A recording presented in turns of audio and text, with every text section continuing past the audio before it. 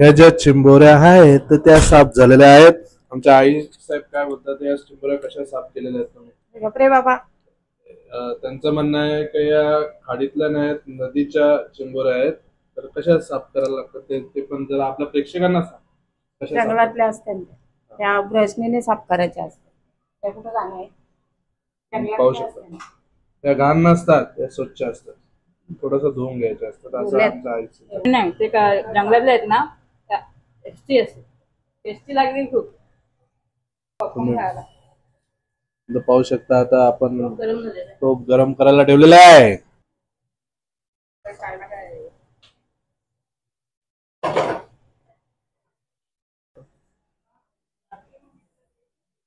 बघू शकता कशा पद्धतीने स्वच्छ धुवायला लागलं.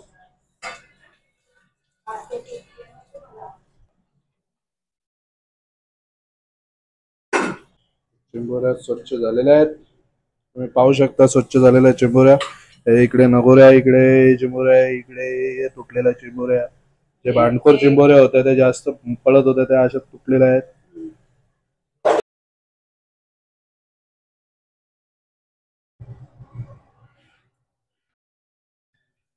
आपण कढईमध्ये तेल टाकलेलं आहे.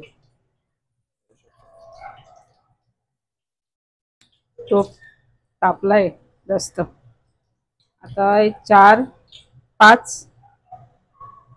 5 मापटे मी तेल टाकले. बघू शकता इथे तेल. आता तेल टाकलेलं आहे.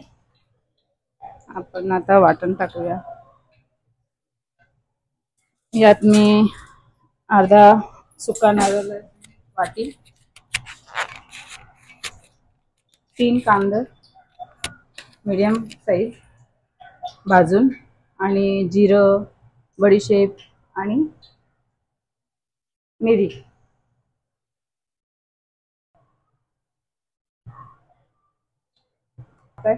वाटण टाकूया आपण. सगळं वाटण टाकायचं आहे.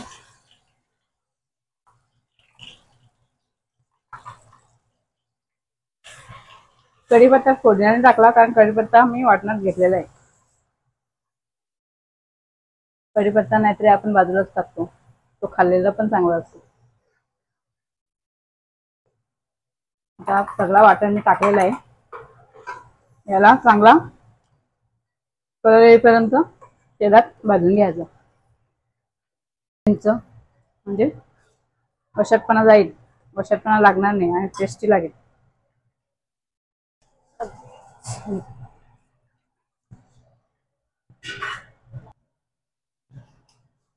मिक्सरला बारीक करून त्याचं पाणी काढणार आहोत, आणि तोच पाणी आपण रश्श्यात यूज करणार आहोत. त्यासाठी काढलेले आणि फांगडे आणि चिंबोरी. वाटण लवकर शिजलं जातं. आपण आता मीठ टाकूया. मी आमच्या चवीपुरतं मीठ टाकलेलं आहे. तुम्हाला तुमच्या चवीपुरतं मीठ कसं तुम्ही टाकू शकता. तेल निघाला, शिजलाय. आता आपण मसाला टाकूया. मिरच्या 5-6 मिरच्या घेतल्यात मी. एवढा मसाला बस. हळद थोडीशी, धनेपूड. चांगलं मिक्स करून घ्या. मी नगोऱ्याचं मिक्सरला ग्राइंड करून त्यात पाणी ॲड करून तो पाणी काढलेलं आहे. एवढं पाणी झालेलं आहे. भरपूर नगोऱ्या होत्या. आता हाच पाणी आपण रश्श्याला, पाणी न टाकता याचंच आपण रस्सा करणार आहोत. आपण चिंबोऱ्या त्यात ॲड करू, नंतर हा चिंचेचं पाणी टाकायचं. चालेल.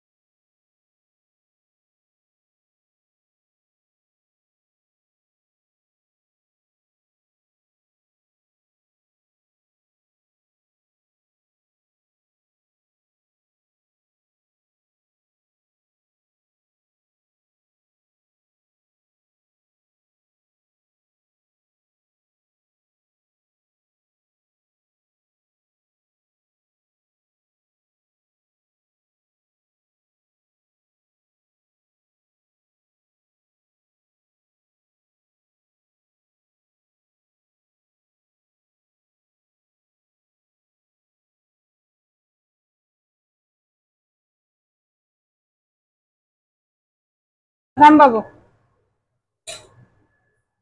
भिजलं पाणी टाकला अजून उकळा येऊ दे. एक उकळा आला झाला भाजी झालेली आहे.